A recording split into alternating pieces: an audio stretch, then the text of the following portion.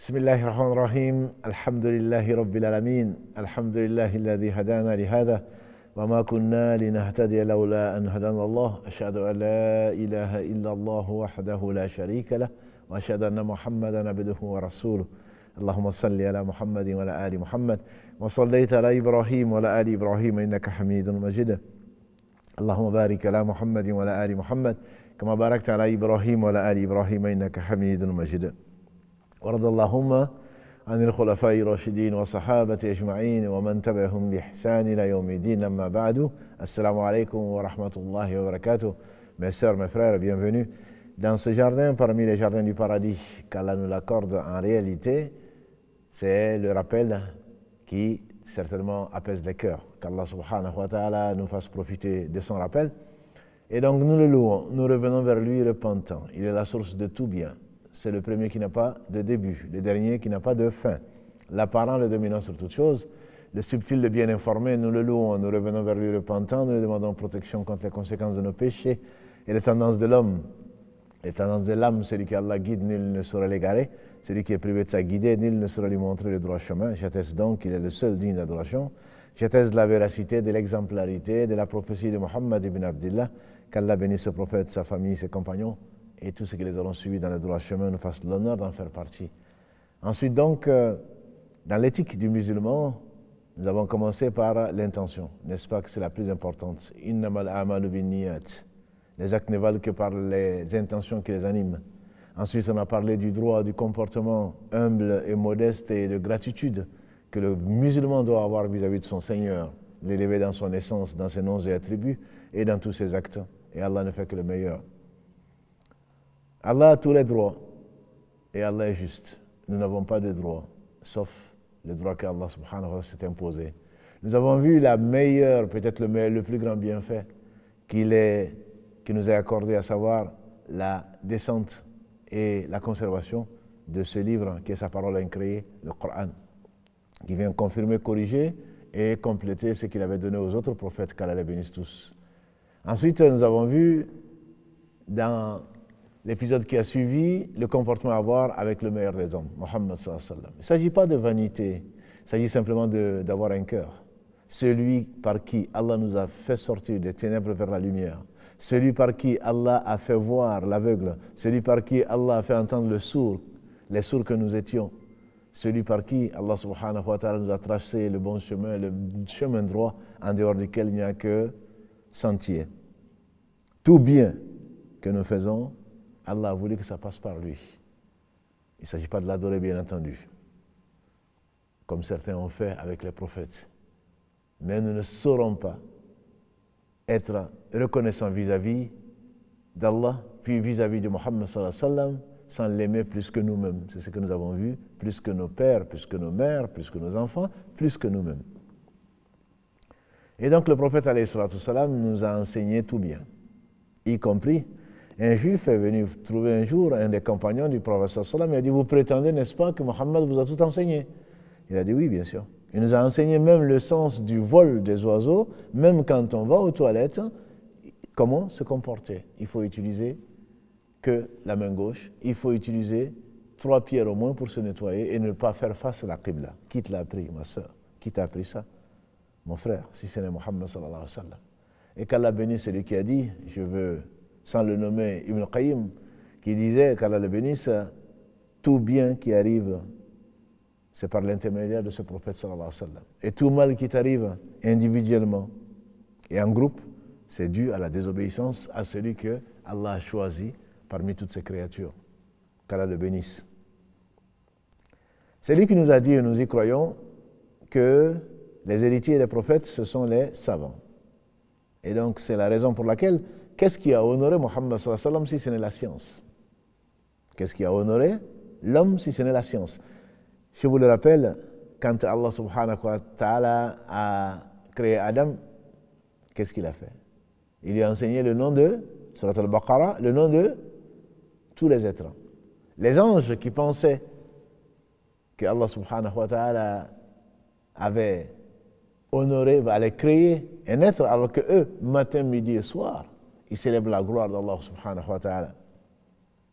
Allah dit Inni a'lamu ma la ta'lamun. Je sais ce que vous ne savez pas.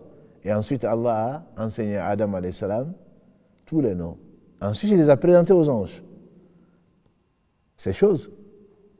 Et donc, en les interrogeant sur les noms de ces choses, ils ont dit La ilma lana illa ma 'allamtana. Nous n'avons de science au Seigneur que ce que tu nous as enseigné. Innaka alimul hakim, c'est toi le tout sachant, l'omniscient et le tout sage. Quand tu fais une chose, bien entendu, nous savons que c'est en toute sagesse. Et ensuite, Allah a appelé Adam. Ya Adam, nabi'uhum bi asma'i ha'ula. Informe les anges des noms de ceux-là. Et quand il les a informés, Allah subhanahu wa ta'ala a dit aux anges, Alam aqul lakum inni a'lamu ghayba as-samawati wal ard. Ne vous avez-vous pas dit, ô vous les anges, que je sais les secrets des cieux et de la terre. Et il a demandé aux anges de se prosterner devant Adam. Le Cheikh Saadi fait cette remarque. C'est la science qui a honoré Adam alayhi salam. C'est la science qui a honoré Muhammad sallallahu alayhi wa sallam qui ne savait ni lire ni écrire.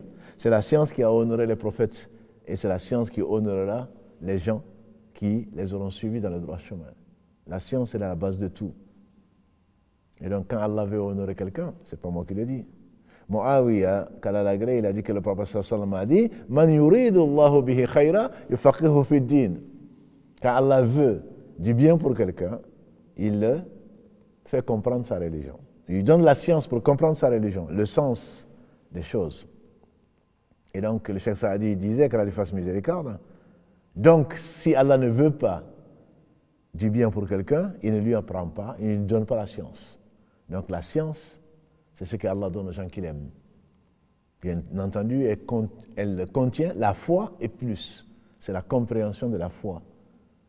La foi, grâce à Allah subhanahu wa ta'ala, nous l'avons. Mais nous avons un peu de foi. Mais est-ce qu'on peut se dire qu'on est vraiment croyant?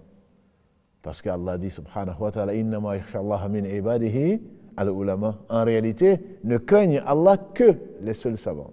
Al-ulama. Seuls les savants craignent véritablement Allah. Surat al-Fatir 35, verset 28. Innama yakhshallaha min ibadihi. Parmi toutes ces créatures, seuls les savants craignent Allah. Et donc ici, khashya, c'est une crainte qui est basée sur la science. Alors que khawf, en arabe, c'est la peur. On a peur de ce qu'on ne connaît pas. Mais la crainte, c'est une peur qui est mesurée, qui n'est pas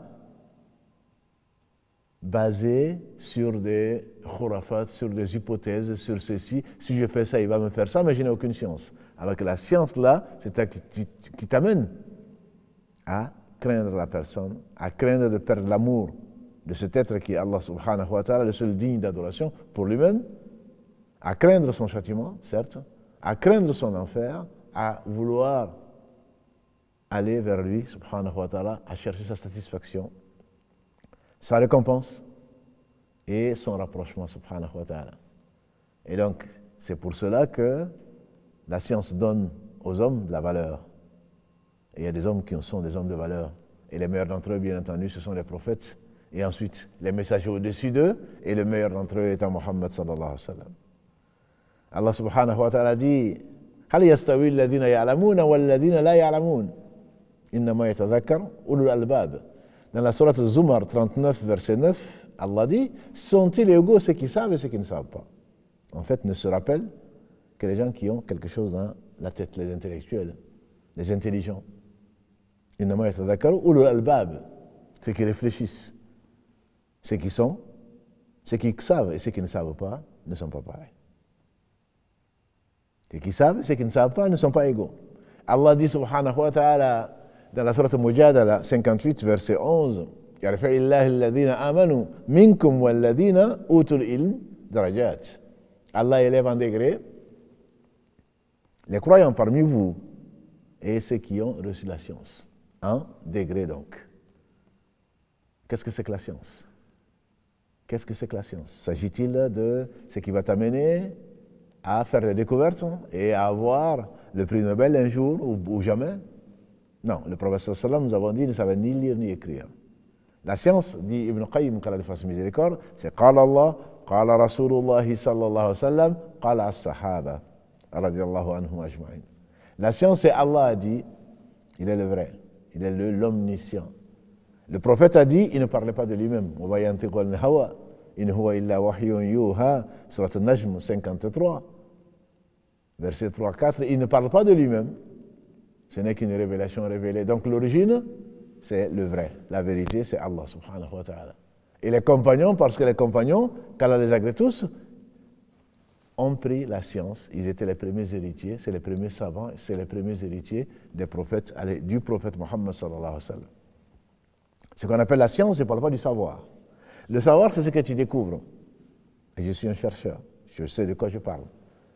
La découverte d'une chose, soit ça t'amène vers la foi, soit ça t'amène vers de la suffisance. Moi, je suis un savant, moi, je suis un docteur. Mais tu es né, comme Allah l'a dit, Wallahu akhrajakum min butuni ummahatikum la ta'lamuna shay'a. Allah vous a fait sortir du ventre de vos mères alors que vous ne saviez rien. Donc c'est ça le savoir. Tu as appris comment était ta mère, tu as appris comment marcher, tu as appris comment aller au sel, tu as appris comment t'habiller, tu as appris, etc., etc. Alors que Allah, il est le savant, Al-Alim. La science, c'est t'amène à la certitude. Parce que tu pars, tu te bases sur le vrai. La science est ce qui illumine ton cœur et qui te fait toucher du doigt la réalité. Alors que le savoir est progressif. Le savoir évolue. Ce que l'on sait aujourd'hui, au XXIe siècle, on ne le savait pas d'un point de vue scientifique au XXe siècle, et encore moins au VIIe siècle.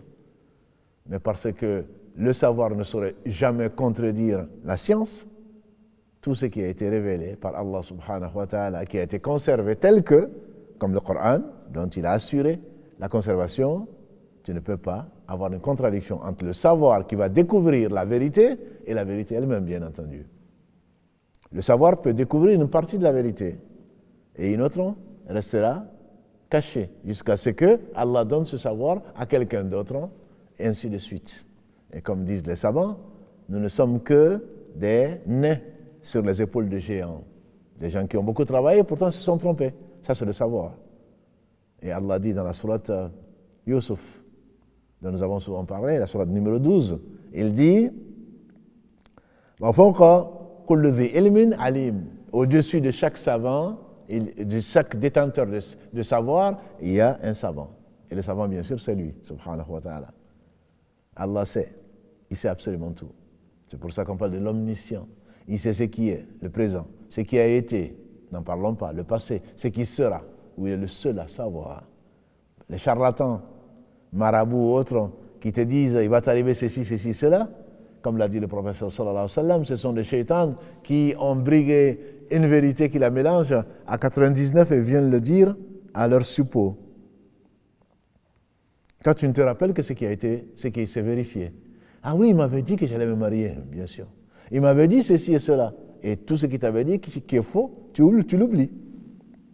Ils ont dit au professeur sallam, mais ils disent parfois la vérité, mais justement, ils prennent une vérité qu'ils ont entendue parce que avant l'arrivée du professeur sallallahu alayhi wa sallam, et même encore aujourd'hui, les étoiles filantes que l'on interprète comme des comètes sont destinées, entre autres, parmi les 3 missions des étoiles, c'est le fait de lapider les diables qui veulent écouter au ciel les nouvelles. Et donc, ils en ont écouté une, ils en ont arraché une, et ils se précipitent, ils descendent sur leurs sorciers et les charlatans, et ensuite Allah leur envoie des bolides.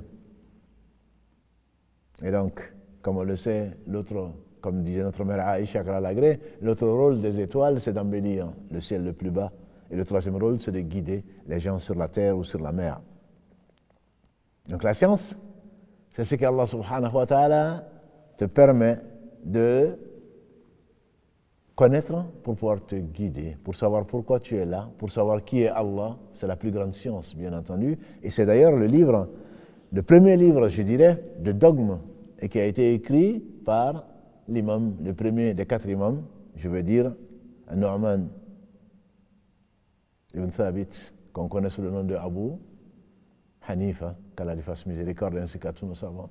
Il dit fiqh al-akbar, la meilleure, la plus grande des sciences, fiqh al-akbar, où il a décrit ce qu'il a décrit, qu'Allah subhanahu wa ta'ala lui fasse miséricorde, ainsi qu'à tous nos savants. La science, avec un petit s, qui pour moi est le savoir, c'est que l'on découvre. Allah ne découvre pas. Allah sait même ce qui n'a pas été, si ça avait été ce que ce serait. Allah ne sait pas seulement, en gros, Allah ne sait pas seulement ce que tu penses. Allah sait ce qui est au fond, le subconscient, comme on le traduit. Il n'y a pas une femelle qui porte sans qu'Allah ne le sache. Il n'y a pas une hématie, une cellule quelconque dans le sang ou ailleurs ou dans le cerveau, si Allah ne sait pas, puisque c'est lui qui l'a créé. Il lui a attribué une mission. Il sait quand est-ce que cette cellule va mourir. Et c'est des milliards de cellules qui meurent par jour. Et c'est des milliards de cellules qui naissent par jour. Grâce à Allah subhanahu wa ta'ala, celui qui le connaît, certainement, va l'aimer. Sans lui, on n'est rien. Donc c'est lui Al-Alim. C'est Allah le savant. Et fawqa kull dhi ilmin alim, au-dessus de chaque détenteur de science, il y a un savant. Les savants l'interprètent, donc dans cette sourate Yusuf 12, verset 76, les savants l'interprètent comme étant, c'est Allah lui-même. La science, c'est la science d'Allah. Un jour meilleur qu'aujourd'hui, un homme meilleur que moi et que vous, qui s'appelait Moussa ibn Maryam, Moussa ibn Imran. Moussa, le fils d'Imran, il était avec un homme que l'on connaît, l'histoire elle est belle, elle est très, très merveilleuse. Elle est dans la sourate Al-Kahf 18, verset 60 et suivant, quand Moussa était avec un homme, parce que Allah l'a éprouvé. Il était avec les Banu Israël quand quelqu'un lui a demandé qui est le plus savant. Il a dit c'est moi. Il ne s'est pas trompé. Le plus savant des hommes de son époque, c'était certainement lui. En tout cas, à ce qu'il sache. Il était prophète. Allah lui a parlé de vive voix. Wa kallama Allahu Moussa taklima. Et voilà que Allah lui révèle en disant que ce n'était pas lui. Il a voulu aller apprendre. Voilà la science. Le prophète sallam nous a dit, celui qui chemine, celui qui chemine pour apprendre la science, Allah lui facilite ou lui ouvre le chemin du paradis. Le hadith ou la parole que l'on attribue au prophète sallam, qui n'en est pas une, puisqu'elle est faible, chercher la science depuis le berceau jusqu'à la tombe, l'esprit reste vrai, mais on ne doit pas l'attribuer au prophète sallam, puisque les spécialistes du hadith disent que c'est un hadith qui est faible. Allez-y chercher la science jusqu'en Chine, c'est un hadith également qui est faible. Mais en réalité, les compagnons du prophète sallam, et après eux, quand ils se sont dispersés, ceux que Allah a choisis pour aller les chercher, ils sont montés sur ce qu'ils pouvaient. Ils ont marché, ils ont vogué sur les mers pour aller parfois chercher un seul hadith, un seul dire, mais parce qu'ils savent que c'est véridique, venant du prophète Mohammed sallallahu alayhi wa sallam, parce qu'ils savaient qu'il ne parlait pas de lui-même. Le prophète, donc, Moussa alayhi sallam, il a demandé à Allah, il ne s'est pas vexé, parce qu'au-dessus de chaque savant, il y a plus savant. C'est pour ça que quand nous disons Allahu a'lam, Allah est celui qui sait le plus. Pour ne pas dire Allah est le seul qui sait, en réalité. Quand on dit Allahu a'lam, Allah, on traduirait mot à mot en arabe, Allah est plus savant. Mais le sens c'est Allah seul sait la réalité des choses. Moussa ne s'est pas vexé. Il a demandé à Allah de rencontrer cet homme. Et je vous passe le détail. Vous pouvez le reviser comme vous le faites tous les vendredis en lisant cette sourate. Mais les versets 60 et suivants, Allah lui donne des signes pour retrouver cet homme et je vous en passe. Il arrive à cet homme et lui dit, est-ce que je peux te suivre pour que tu m'enseignes ce que Allah t'a enseigné. C'est ton droit.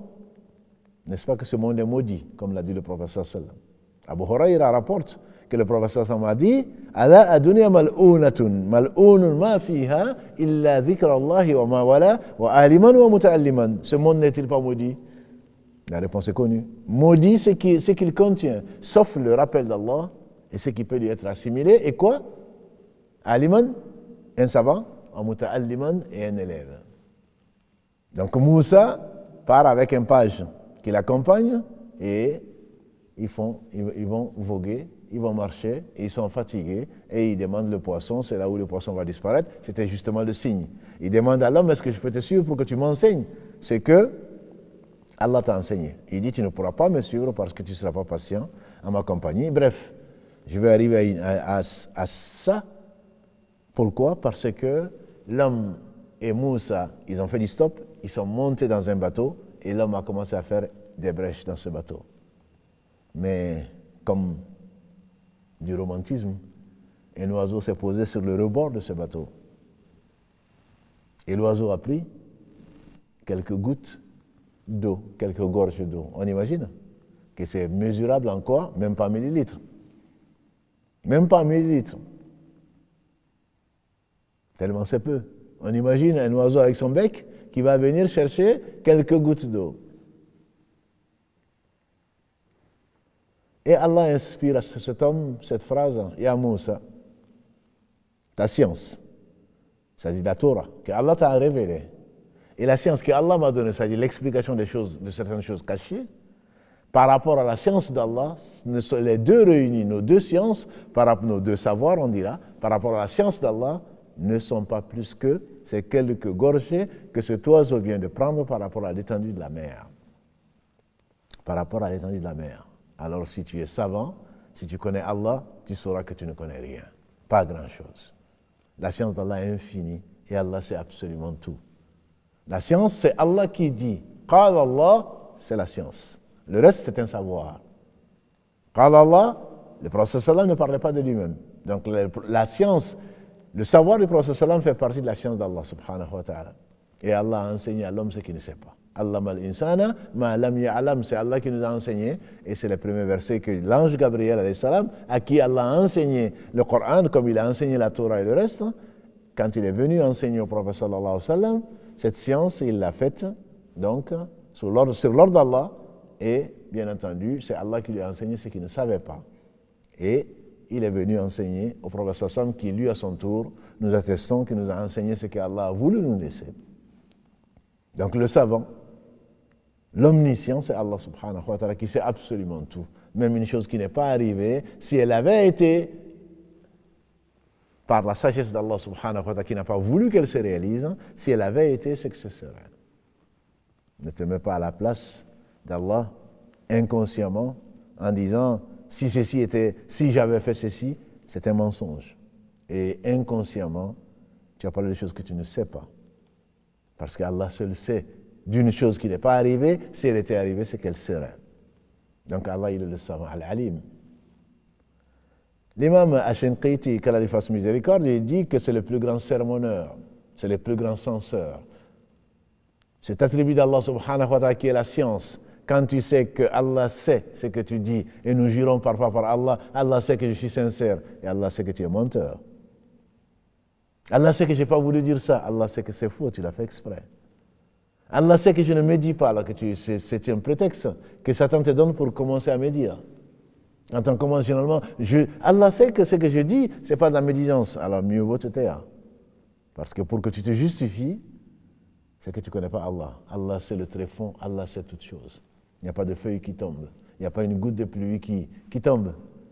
Parce que c'est Allah qui l'a créé, sans qu'Allah subhanahu wa ta'ala n'ait déterminé et sache où elle tombe, à quoi elle va servir. Et Allah subhanahu wa ta'ala, il est le seul savant.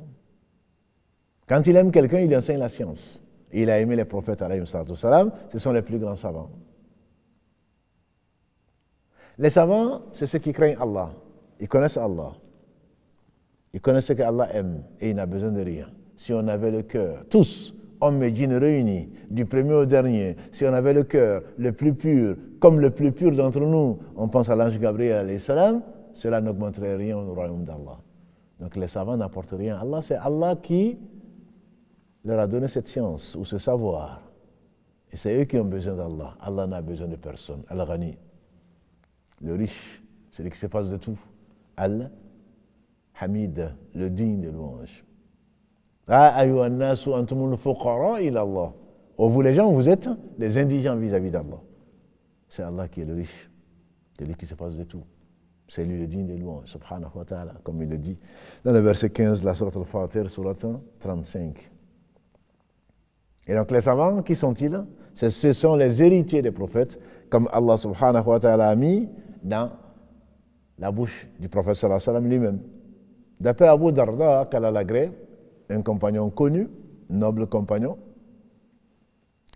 il a dit, le prophète sallallahu alayhi wa sallam a dit, et il ne parlait pas de lui-même, celui qui emprunte un chemin du savoir, Allah lui facilite le chemin du paradis.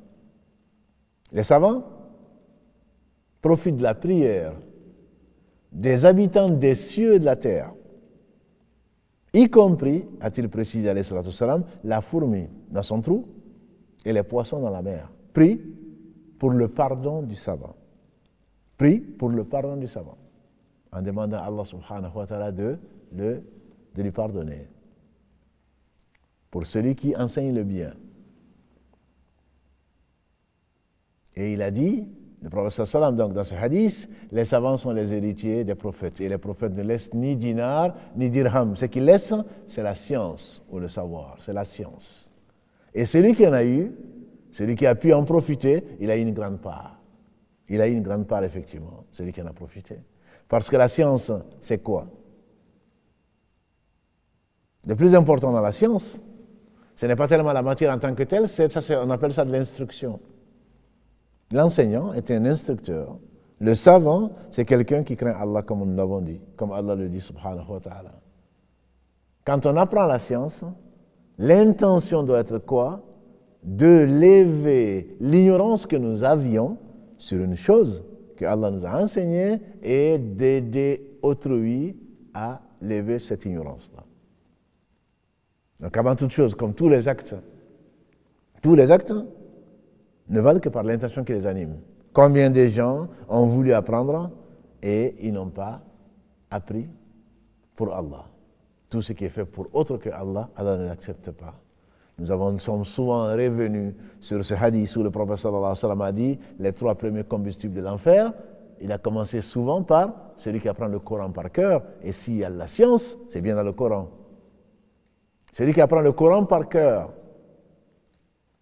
pour que les gens disent qu'il connaît le Coran par cœur. Il n'a pas appris pour Allah, il n'a pas appris pour l'enseigner. Et on a dit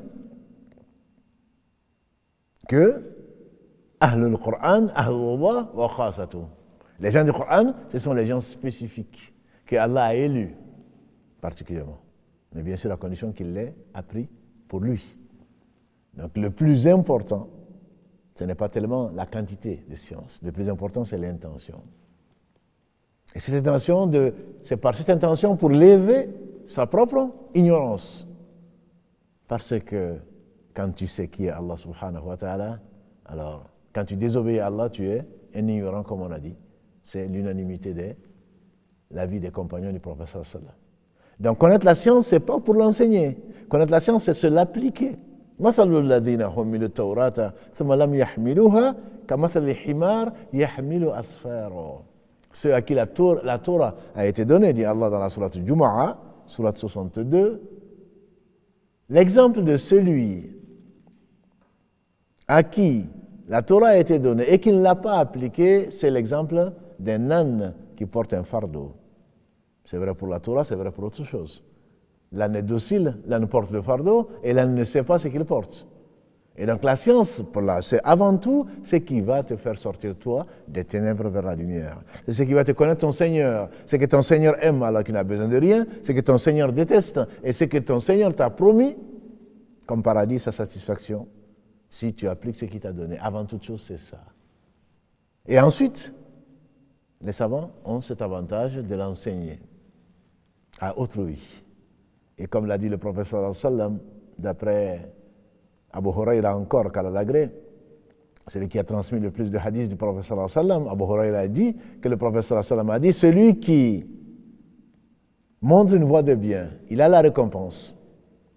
Il a la récompense de tout ce qu'il fera pour Allah subhanahu wa ta'ala, plus la récompense de tous les gens qui vont le faire après lui.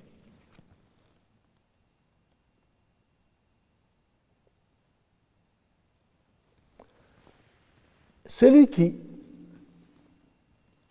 montre, enseigne un savoir, une science venant d'Allah subhanahu wa ta'ala, il a la récompense. Plus la récompense de tous ceux qui vont appliquer ça. C'est pour cela qu'on ne peut pas avoir plus de récompense que les prophètes, alayhim salatu wassalam. On ne peut pas avoir plus de récompense que le prophète Mohammed, sallallahu alayhi wa sallam. Tout ce que nous faisons nous est compté, et Dieu n'enlève rien à ce que nous faisons. Il récompense la bonne action de 10 à 700 fois, mais en plus, il donne la récompense de ce que nous faisons, l'équivalent au prophète Mohammed, sallallahu alayhi wa sallam. Quand l'homme meurt, qu'est-ce qui lui reste? Sadaqa jariya, comme l'a dit le prophète sallallahu alayhi wa sallam, les actes du fils d'Adam s'arrêtent avec sa mort, sauf 3 choses. Un enfant pieux, qu'il laisse derrière lui, grâce à Allah, et qui prie pour lui. Une science qu'il a laissée. Une science qu'il a laissée. Comment faire les ablutions, comment prendre le Coran, comment prier, comment jeûner, comment faire ceci, qu'est-ce que Allah aime, qui est Allah, tout ce qu'il a laissé lui sera compté. Et une œuvre pieuse, continue, qu'il aura laissé, sadaqa jariya, creuser un puits, construire une mosquée ou autre chose dont les gens profitent. Creuser un puits, même un moustique qui vient boire et tu ne bois pas la quantité, ce n'est pas un microlitre. Ce qu'il va boire lui sera compté. Une sadaqa durable qui va laisser derrière lui. Et donc, la science, c'est ce qui sert les autres. Ibn Qayyim, quand il fasse miséricorde, et ça peut peut-être consoler quelques imams, quand on termine la prière, quand l'imam dirige la prière, en général, quand il dit salam alaikum, il se fait comme tout le monde, il va chercher à faire la sunna. Astaghfirullah, astaghfirullah, astaghfirullah, Allahumma anta salam, wa minka salam, tabarakta, ya dhal jalali wal ikram, et il va commencer à chercher les 33 fois, subhanallah, 33 fois alhamdulillah, 33 fois Allah akbar, 100e fois, la ilaha illallah wahdahu la sharika la, vous connaissez ce que nous faisons. Il va essayer de faire comme tout le monde, il n'est pas mieux que quiconque. Et si le prophète sallam le faisait, le meilleur d'entre nous, comment lui ne va pas le faire? Si sa science doit lui servir, ça doit lui servir à ça. Alors, il va commencer quand il y aura des gens qui vont venir lui poser des questions, alors qu'ils ils ne le font pas par ignorance, ou ils se croient pressés. Or, c'est 33 fois, subhanallah, 33 fois alhamdulillah, 33 fois Allahu Akbar. Si on connaissait la valeur, on ne va pas se précipiter pour regarder son téléphone portable. Parce que c'est ce que Allah a enseigné à son prophète sallam, qui a enseigné aux compagnons qui étaient pauvres et qui voulaient atteindre, qui voulaient faire le bien, qui voulaient atteindre le degré des riches. Puisqu'ils prient, ils disaient, comme nous prions, et en plus, ils jeûnent comme nous jeûnons, et en plus, ils dépensent leur bien. Et nous, on n'en a pas. Et le prophète sallam dit, est-ce que je ne vais pas vous donner mieux? Je ne vais pas vous dire plus, je ne vais pas vous donner mieux. Après chaque prière, dites Subhanallah 33 fois, Alhamdulillah 33 fois, Allahu Akbar 33 fois, et personne ne vous atteindra sauf celui qui aura fait la même chose. Et vous allez dépasser les gens qui ne l'ont pas fait, et quel bonheur. Et donc quand tu es là, tu commences Subhanallah, il y a des gens qui viennent te voir pour te poser des questions. Ça peut t'énerver parce que tu dis, mais il ne voit pas que je suis occupé. Mais Ibn Qayyim nous disait, qu'Allah fasse miséricorde, le fait d'enseigner le bien vaut mieux encore que ce que tu es en train de faire. Pourquoi? Parce que ce que tu vas faire te profite et va profiter à quelqu'un d'autre. Alors que le subhanallah, alhamdulillah, ce que tu faisais, même la lecture du Coran, ne te profite qu'à toi seul. Alors que là, le bien que tu viens d'enseigner, ma soeur, mon frère, à ton enfant, à quelqu'un d'autre, laisse-moi, je vais terminer. Non. Le bien que tu vas enseigner va lui profiter, va te profiter. Et tout bien qu'il fera au travers de ce que tu vas lui enseigner, va te profiter. Et va profiter quand il va l'enseigner, comme quand il va l'appliquer. Ainsi de suite, jusqu'à ce que Allah, subhanahu wa ta'ala, décide le contraire. Et c'est pareil, malheureusement, pour le péché. Celui qui montre une voie mauvaise, même après sa mort, il y a des gens qui meurent, leur péché ne meurt pas. Tu as chanté, tu as dansé, tu as raconté tout et n'importe quoi. Tu t'es moqué d'Allah, de son messager et de sa religion, ou tu as fait ce que tu as fait. Des gens qui t'ont imité, qu'est-ce qu'il a dit le prophète sallallahu alayhi wa sallam? Il n'y a pas un sang qui coule injustement sur la terre sans que le péché remonte jusqu'à Caïn, le premier fils de Adam, qui a tué son frère.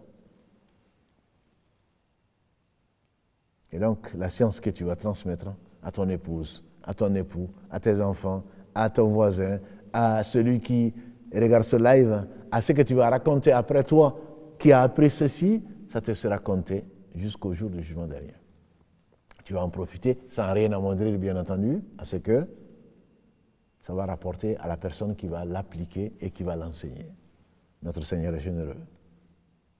Donc la science, l'intention, c'est d'enlever sa propre ignorance. Et nous sommes tous ignorants, comme nous l'avons dit, surat 16, An-Nahl, verset 78. Wallahu akhrajakum min butuni ummahatikum la ta'lamuna shay'a. Allah vous a fait sortir des ventres de vos mères, vous ne saviez rien. Donc tu étais ignorant. Et grâce à Allah, il t'a enseigné, il a enseigné à l'homme ce qu'il ne sait pas, ce qu'il ne savait pas. Allama al-insana ma lam ya'lam. Surat 96, Al-Alaq, première sourate révélée, dernier verset révélé par l'ange Gabriel quand il est venu voir le prophète alayhi salatu wassalam pour la première fois, donc les versets 1 à 5. Iqra bismi rabbika alladhi khalaq jusqu'à allama al-insana ma lam ya'lam et ensuite il est parti. La science exige la piété. L'imam Al-Shafi'i, qu'Allah lui fasse miséricorde, un des plus grands hommes à qui Allah a confié un peu de science, il s'est plaint à Waqi' qui était son enseignant, le poète qu'il était, puisqu'ils étaient tous, les Arabes, ils aiment beaucoup la poésie, et effectivement, elle peut véhiculer, il y a de la sagesse dedans, comme il peut y avoir autre chose dedans. Certains vont jusqu'à ensorceler les gens à cause de leurs paroles. Et le professeur m'a dit, il y a une partie comme de la magie dans la poésie. Mais là, il a fait un poème qui est très connu. Et le Shaqaitu, je me suis plaint à mon enseignant Waqi' de Souhil Hifz, du fait que je perds la mémoire, je n'arrive pas à retenir le Coran. L'imam Al-Shafi'i, qu'Allah lui fasse miséricorde, Mohammed ibn Idris, il est né en 150 de l'Hégire. Il est mort en 204 de l'Hégire. C'est le fondateur de la troisième école juridique qu'on appelle les Shafi'ites. Il est né à Gaza. Il est né à Gaza, en actuelle Palestine occupée, qu'Allah subhanahu wa ta'ala libère. Il est mort donc à 54 ans. On dit que l'imam Shafi'i, qu'Allah lui fasse miséricorde, Allah lui a donné une mémoire telle que, quand il ouvrait le Coran, il cachait la partie gauche pour ne pas la prendre avant la partie droite. Il connaissait le Coran à 10 ans. L'imam Shafi'i, comme il a une excellente mémoire, ce sont des surdoués, comme j'aime à le dire, ce sont des surdoués. Quand tu es impressionné par des surdoués, c'est parce que tu ne connais pas les savants. C'était des surdoués. L'imam An-Nawawi, qu'Allah lui fasse miséricorde, qui est mort à 45 ans, né en 631, mort en 676 de l'Hégire, l'imam Shafi'i et l'imam An-Nawawi, qu'est-ce qu'il n'a pas laissé? On dit qu'il n'a même pas profité de sa jeunesse, parce qu'il n'aimait pas s'amuser. Il a appris le Coran à 7 ans. Il a appris le Coran à 7 ans. Il a laissé, Allah a béni ce qu'il a laissé. On ne va pas dans une mosquée sans trouver les 40 ans de Nawawi, on ne va pas tirer de Riyad Salihin. Il a fait le commentaire de Muslim, le Sahih de Muslim. Abu Hussein, l'un des 2 livres les plus authentiques de hadith, après le Bukhari qui a été son maître. Donc je disais, l'imam Shafi'i s'est plaint à son enseignant, Waqi', de son défaut de mémorisation. Et il lui a conseillé, il a dit, écris le péché, parce que cette science n'est pas compatible avec le péché. Ma'asi. Quand tu veux apprendre la science, quand tu veux que la science te profite, alors éloigne-toi du péché et des pécheurs.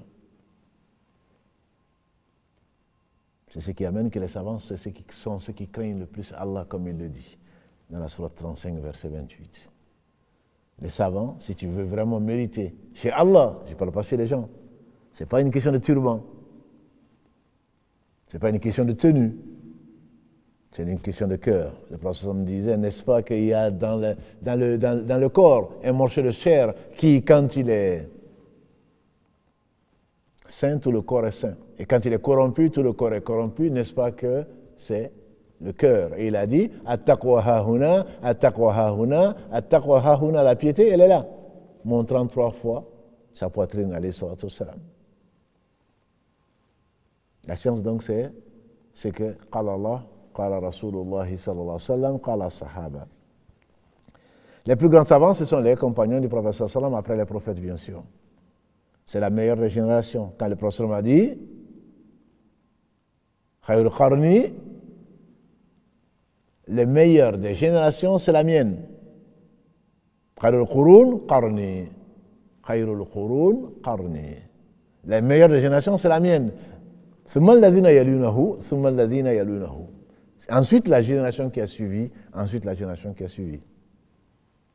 qu'Allah les bénisse tous. Les compagnons du prophète sallam, comme le disait quelqu'un de mieux que moi, Allah a choisi les meilleurs hommes pour accompagner le meilleur des hommes. Les compagnons du prophète sallam, c'était les plus savants, c'était les plus sincères, c'était les plus véridiques, c'était les plus savants du livre d'Allah subhanahu wa ta'ala et de la sunna du prophète sallam. Ils avaient le cœur le plus pur d'entre nous. Ils ont pu diverger, et c'est là où je voulais arriver pour conseiller certaines de nos sœurs et certains de nos frères qui se disent un tel a raison, c'est Ali qui a raison, c'est pas Muawiyah, c'est un tel, ils ont fait ceci. Abu Huraira, il dormait dans la mosquée. Abu Huraira, c'est celui qui a rapporté le plus de hadiths du prophète sallam alors qu'il est rentré dans l'islam dans les dernières années. On dit en l'année 7 de l'Hégire, il est rentré dans l'islam. Et un jour, meilleur qu'aujourd'hui, il a dit au prophète sallam, il faisait partie de la Soufa, comme on peut dire, l'arrière-mosquée où il dormait. Il était pauvre, comme beaucoup. Mais Allah seul est riche. Et le paradis sera plein de pauvres. La moitié des habitants du paradis, comme l'a dit le prophète sallam, ce sont les pauvres. Il est resté en compagnie du prophète sallam et Allah seul sait. Souvent, quand nous disons An Abi Huraira radiyallahu anhu. De Abu Huraira, qu'est-ce qu'il a dit du prophète sallallahu alayhi wa sallam? Et Abu Huraira, il était en compagnie du prophète sallallahu alayhi wa sallam souvent, il a retenu beaucoup de hadiths. Et il disait, Ya Rasulallah, je t'entends dire beaucoup de choses, mais j'oublie. Le prophète sallallahu alayhi wa sallam dit, tends ton habit. Et voilà qu'il a tendu son habit. Il a invoqué son Seigneur subhanahu wa ta'ala, celui qui entend et qui voit tout.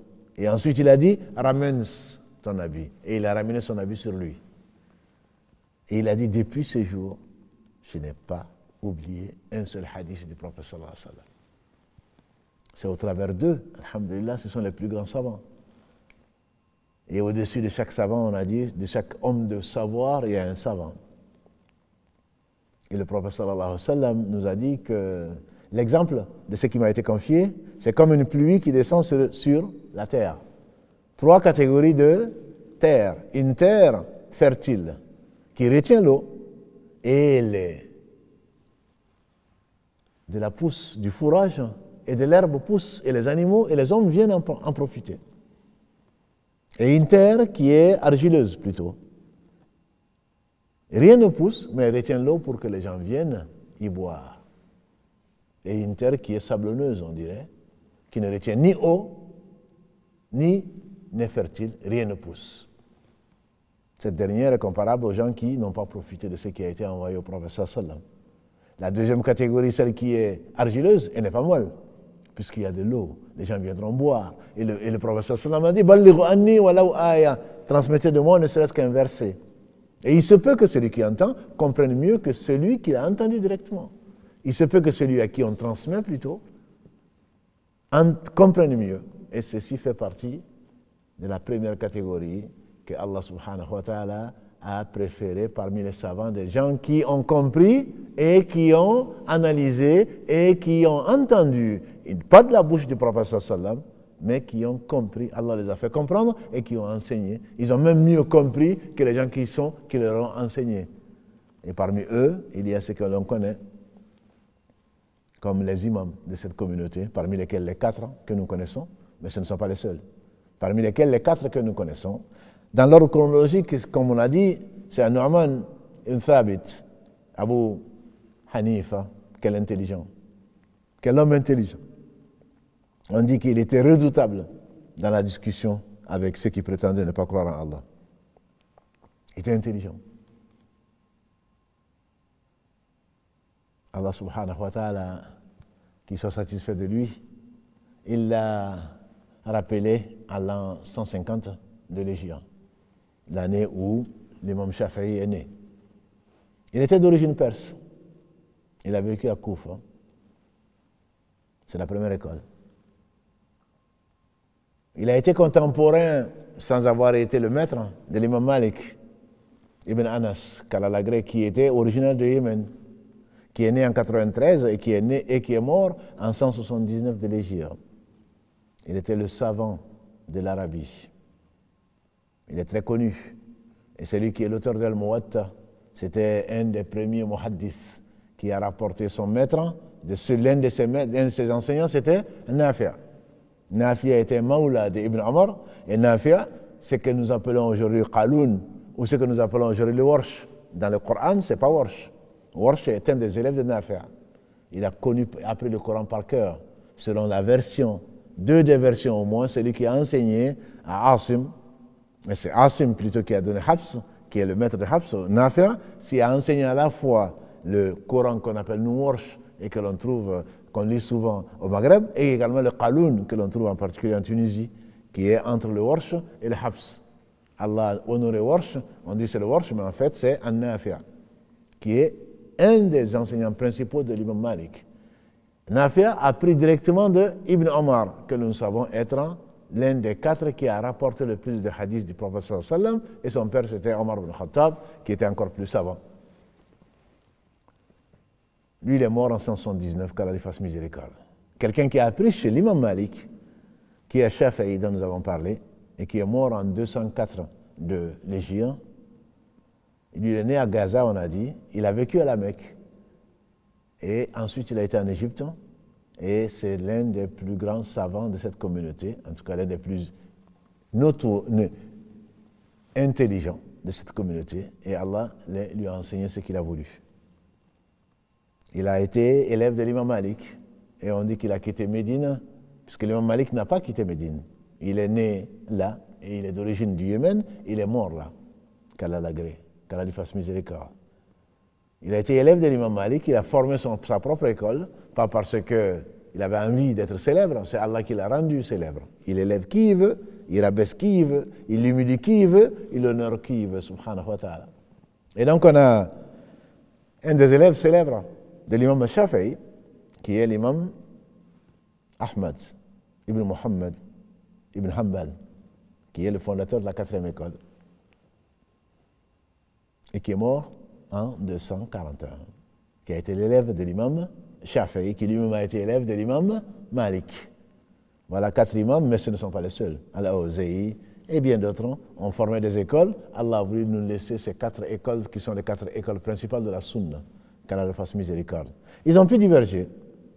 Et l'imam Ibn Hanbal, c'était ce qu'on appelle l'imam de la Sunna. Il a défendu bec et ongle la Sunna, notamment que le Coran n'est pas créé. C'est la parole d'Allah. Et il a souffert pour cela. Qu'Allah lui fasse miséricorde. Un de ses élèves dans la Sunna, c'est l'imam al-Bukhari. L'imam al-Bukhari, même si c'est le plus connu et celui qui a écrit le livre le plus authentique après le Coran, Sahih al-Bukhari, l'imam al-Bukhari est un des élèves de l'imam Ibn Hanbal. Ibn Hanbal a laissé notamment le Musnad de l'imam Ahmad qui contient le plus de hadiths. L'imam al-Bukhari a été un de ses élèves qu'il a rencontré à 16 ans, si ma mémoire est bonne. Il vient de Bukhara, en ancienne Union soviétique. Il est d'origine donc perse lui aussi, mais il est né à Bukhara, c'est pour ça qu'on l'appelle al-Bukhari, c'est-à-dire que celui qui vient de Bukhara. On dit qu'il connaissait 600 000 hadiths, desquels il a tiré le Sahih al-Bukhari, l'authentique de Bukhari. Il a mis des critères comme personne. Allah nous a laissé, de l'imam al-Bukhari et d'autres, une science humaine qui n'a pas d'équivalent. Il faut que des hommes pieux, les uns et les autres, qui ne souffrent pas de défauts de mémoire, qui se sont rencontrés, qui ont enseigné, qui craignent Allah, aient entendu les uns des autres jusqu'à remonter jusqu'au prophète sallallahu alayhi wa sallam. L'imam al-Bukhari, on dit que sur les 600 000 hadiths, quand il a choisi les 2000 et quelques, et on dit qu'il faisait 2 rak'ahs d'istikhara avant de prendre un hadith, avant de le choisir pour le mettre dans son authentique. L'imam Muslim, nous avons dit, Abul Hussein, qui est mort en 261, est un élève également de l'imam al-Bukhari, qui lui-même est élève de l'imam Ahmad, et Ahmad est élève de Shafi'i, Shafi'i était élève de l'imam Malik, qu'Allah fasse tous miséricorde. Ils ont pu diverger sur quelques points de fiqh, de compréhension. Mais je vous rappelle simplement, mes frères et sœurs, Allah donne ce qu'il veut à qui il veut, notamment quand il aime quelqu'un, il lui donne, il lui enseigne le savoir. 2 prophètes, nous l'avons déjà vu dans certains lives. Daoud est le père de Suleiman. Le meilleur jeûne, c'est celui du jeûne de Daoud. La meilleure prière de nuit, c'est celle de Daoud. Allah n'a pas écouté quelqu'un plus qu'il a écouté Daoud en train de psalmodier, donc les psaumes. Quand tu as eu une affaire des gens qui sont rentrés dans un verger, ou plutôt dans un champ, et qu'ils ont dit, le propriétaire du champ et le berger, entre guillemets, ont emporté le conflit devant Daoud. Daoud a tranché. Les bêtes doivent être données qui ont mangé la récolte, doivent être données aux paysans. Et son fils, Suleiman, a dit, certainement de façon la plus polie, les bêtes vont être confiées aux paysans. Et les bergers vont travailler dans le champ pour le rendre comme il était. Et ensuite, on va lui rendre ses bêtes. Et Allah dit dans le Coran, « Fafahamnahu Suleiman » 2 prophètes, 2 meilleurs hommes que la terre a portés. Le fils a mieux compris la situation, a donné une réponse meilleure que son père. Donc on peut diverger, soit parce qu'on a des sources différentes. L'imam Abu Hanifa, qu'Allah fasse miséricorde, il était à Koufa et il avait moins de hadiths. Il a rencontré moins d'élèves, de compagnons du prophète sallallahu alayhi wa sallam que ne l'a été l'imam Malik, qui était à Médine, où beaucoup de compagnons du prophète sallallahu alayhi wa sallam sont encore restés et ils sont morts, car Allah les agrée tous. Ou des hadiths qu'ils avaient et qu'ils ont trouvé qu'ils étaient faibles. Donc ils ne l'utilisaient pas. Ou des hadiths qu'ils avaient, qui étaient authentiques, qu'ils ont considérés comme abrogés. La tolérance vient de là. Quand tu es savant, tu sais que tu ne sais pas grand-chose. Et tu trouves des excuses aux autres. L'imam Malik, on lui fait dire, notre position nous paraît la plus proche de la réalité, de la vérité, mais elle peut souffrir d'erreur. La position d'autres que nous, qui la contredit, nous pensons qu'elle est une erreur, mais elle peut être vraie. Donc c'est cette modestie, cette humilité, ce respect profond. On dit qu'Abu Yusuf, qui est l'un des élèves d'Abu Hanifa, qui était contemporain donc l'imam Malik, est venu à Médine, il a prié comme l'imam Malik, qu'Allah lui fasse miséricorde, dans la mosquée du prophète sallallahu alayhi wa sallam. Ils se respectaient tant, ils s'aimaient tant, donc on doit les aimer, on doit prier pour eux, et non sur Internet, et on met en garde contre un tel, on met en garde contre ceci. Il se peut que ce qu'ils ont fait pour la communauté, qu'Allah les bénisse, ait effacé ce qu'ils ont fait comme erreur. Et que le Bani Adam Khata, a dit le prophète sallam, chaque fils d'Adam est soumis à l'erreur, et les meilleurs d'entre eux, ce sont ceux qui reviennent vers Allah repentant. Peut-être qu'ils ont déjà rectifié leur position. Prie pour eux, aime-les, parce que Allah tue l'homme sera avec les gens qu'il aime. Nous ne sommes pas savants, mais nous aimons les savants. L'imam Shafi'i, c'est lui qui disait dans un très beau poème, les savants, je les aime, mais je n'en fais pas partie. L'imam Shafi'i, qui connaissait le Coran par cœur à 10 ans, qui disait, et qui est le fondateur de la 3e école, et il dit, les savants, je les aime, mais je n'en fais pas partie. Et un de ses élèves, qui est l'imam Ibn Hanbal, a écrit un poème en disant, tu aimes les gens de science et tu en fais partie. En effet, tu fais partie. Mais on ne va pas atteindre les compagnons du prophète sallam, même pas à la cheville. Si vous dépensiez, a dit le prophète sallam, le monde Uhud d'or, vous n'atteindriez pas la dépense d'une main ou de 2 mains d'un de mes compagnons. Ils sont là où ils sont. qu'Allah nous rassemble avec eux. Si tu ne les aimes pas, tu ne seras pas avec eux. Eux, ils sont au paradis. Allah les a agréés. وَالسَّابِقُونَ أَوَّلُونَ مِنَ الْمُهَاجِرِينَ وَالْأَنصَارِ رَضِيَ اللَّهُ عَنْهُمْ وَرَضُوا عَنْهُ. Verset 100 de la sourate At-Tawbah. Les premiers muhajirin, les premiers Mekwa et les Ansar, et ceux qui les ont suivis dans le droit chemin, et ceux-là en font partie. Dieu a été satisfait d'eux et ils ont été satisfaits d'Allah. Verset 100, sourate 9, At-Tawbah. Alors si tu veux être avec ceux-là, de qui Dieu, Allah a été satisfait, alors certainement tu dois les aimer. Tu dois prier pour eux, comme Allah le dit dans la sourate Al-Hashr, sourate 59, verset 10. Et ceux qui viennent après eux, qui disent Rabbana ighfir lana wa li ikhwanina alladhina sabaquna bil iman wa la tajal fi qulubina ghillan lil ladhina amanu Rabbana innaka ra'ufur rahim, verset 7 du 10 de la sourate 59, et qui dit Seigneur, pardonne-nous ainsi qu'à ceux qui nous ont dévancés dans la foi et ne garde pas de haine par rapport aux gens qui sont croyants. Et Allah les a agréés. Si toi tu ne les agrées pas, cela n'enlève rien à leur valeur. Qu'Allah subhanahu wa ta'ala soit satisfait des compagnons du prophète sallam, qu'Allah bénisse nos savants par qui Allah a voulu nous mettre aujourd'hui ici et demain, Inch'Allah, pour guider cette communauté. Quand les savants vont disparaître, c'est l'un des signes de la fin du monde, comme nous l'a annoncé le prophète sallam. Allah ne reprendra pas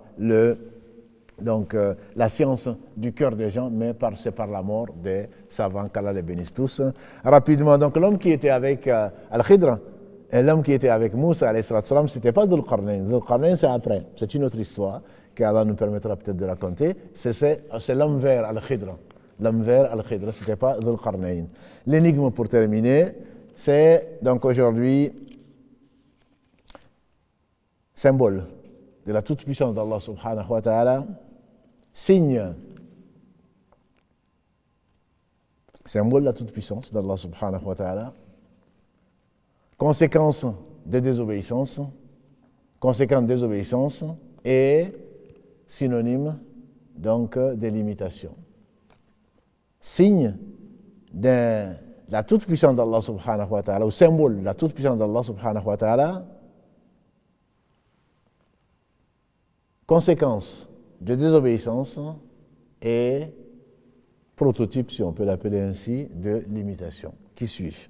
C'est bien sûr dans le Coran, la Sunna, nous y croyons.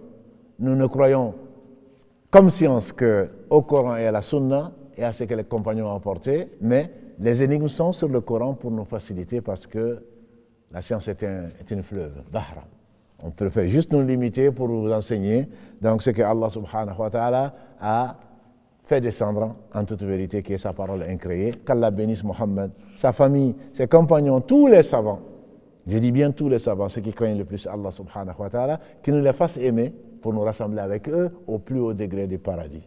سبحانك اللهم وبحمدك أشهد أن لا إله إلا أنت أستغفرك وأتوب إليك سبحان ربك رب العزة عما يصفون والسلام على المرسلين والحمد لله رب العالمين والسلام عليكم ورحمة الله وبركاته.